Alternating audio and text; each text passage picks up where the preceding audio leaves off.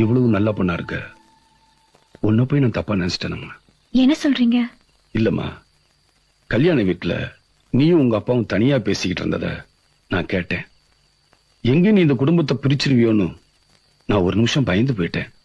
ஆனா பாத்திரத்துல கூட பிரிவினை இருக்கக்கூடாதுன்னு சொன்ன பாத்தியா, அப்பவே தெரிஞ்சுக்கிட்டேன் இந்த வீட்டுக்கு ஏத்த சரியான மருமக நீதான்.